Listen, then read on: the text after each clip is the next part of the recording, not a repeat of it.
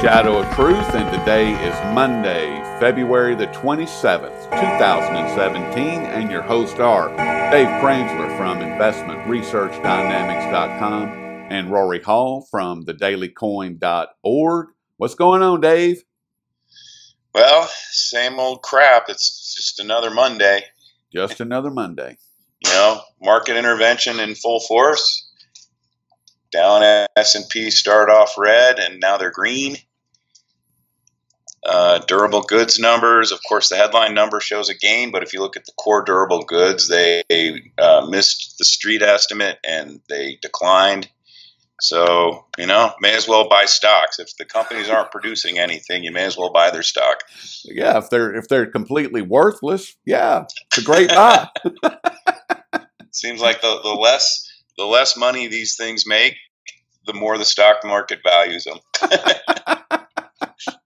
Well, I think that we're going to touch on why that is. So let's just jump in and make it happen.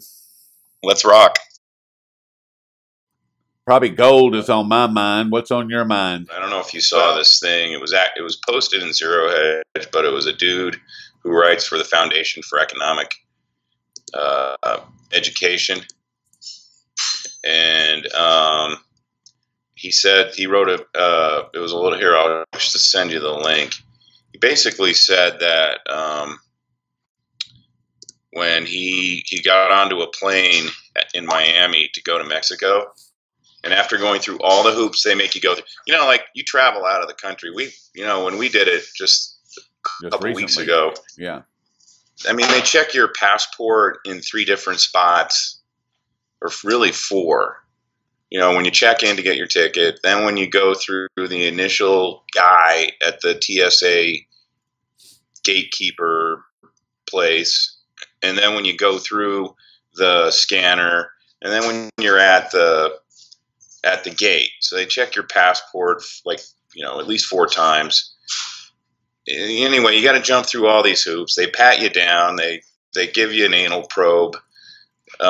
You know, you gotta take off your belt. You gotta take off your I mean, it's ridiculous. It's humiliating. Yes. So anyway, he went through all of that, and then he said when he was halfway down the jet bridge, 2 U.S. Marshals, heavily armed and dressed in dystopian-style black regalia, stood next to an upright machine with a glowing green eye, and every passenger had to get their retina scanned. That's unacceptable. It's absurd. And it just gets to this thing where, I mean, you know, it's really, he even referenced Orwell in here, but I've been saying this for as long as I've been aware of, you know, studying the non-mainstream media news and researching all these other, you know, these issues about the deep state, etc. And I've been saying for the last 12, 13 years, you know, we're slowly watching Orwell's prophecies unfold in front of us, and it's really kind of a blend of Orwell and Ayn Rand, especially Atlas Shrugged, and Aldous Huxley, Brave New World. I mean, it's kind of a blend of all 3 of those, where Huxley was really kind of a little bit more focused on the idea that technology was going to be the undoing of our freedom, and it was going to give the government complete control of our lives, and that's where we're headed. That's where we're at. We're not headed there. We are there. Driver's license that have these tracking chips in them. Same thing with passports. Well, I mean, I don't know if you're familiar with the TV show Hunted.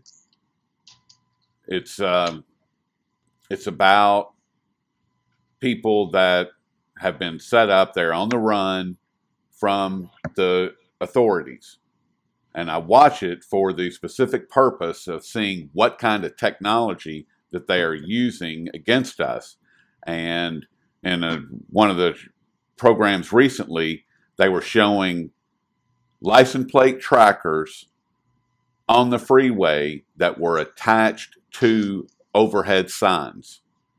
And as there was a camera, and as the vehicles would pass, it would pop up the license plate, an image of the license plate, and it would have a line from the piece of technology to the actual vehicle that's going down the road at 70, 80, whatever miles an hour that they're traveling.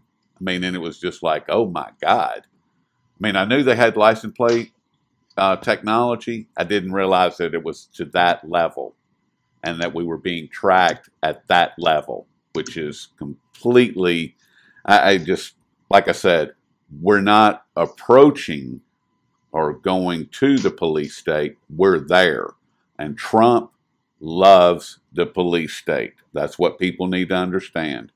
If you listen to him, he says it over and over and over. He makes it very clear that he is going to ramp up the police state from where it is to completely dystopian.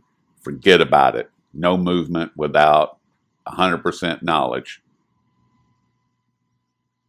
Well, I agree 100% about Trump. I mean, Hillary would have been doing the same thing, though. She would have been a little more politically adept at how she implemented it. So, her blind worshipers, would have been cheering everything that she did. Well, but if you look at Trump, the way that he's signing these executive orders, and a lot of them are not even, consistent with the Constitution. Not that anything Obama did was consistent with the Constitution, but he's just as bad, if not worse. I mean, it was just like, after his first week in office, I was like, why don't we just crown him emperor? Might as well. Yeah. And you're seeing this attempt to control everything. It's reflected in the markets. It's reflected when you try to travel. And this guy in the last paragraph of his article, his commentary, said, "Here we are today with ever more controls, seeming to follow Orwell's blueprint for how to end whatever practical freedoms we have left. We are going this way despite the absence of any real crisis or imminent threat. The driving force seems to be this: our own government's desire to control every aspect of our lives." And that's where it's headed with the digital currency. Yes. Once the digital currency is implemented, forget about it. Individual sovereignty will be completely erased. Period. In terms of what you're talking about the license plate trackers, I noticed, about 3 years ago, I was driving around Denver, and in strange places, I noticed, like those security camera apparatus they have in grocery stores and casinos. Yes. You got that smoky bubble attached to the ceiling. Well, I was looking up at the light poles, the street light poles, and this is on some of the main streets around Denver, and I was like, you got to be kidding me. They had that same camera apparatus attached to the top of street light poles. And not only are they watching you from those cameras, they are listening. Those are called smart lamp posts. They were introduced probably 3 or 4 years ago, and they record your conversations as you are walking by. I am not joking. I'll put an image of one up with a link to an article in the video so that people can check it out for themselves. It's ridiculous. And all of those cameras that are everywhere, at every street intersection, in the grocery stores, at the ATMs, all of the cameras the police have 100% access to. All they have to do is log in, and they can pull up any camera from anywhere at any time. No warrant, no anything. There you are. And that's another thing that I learned from this show.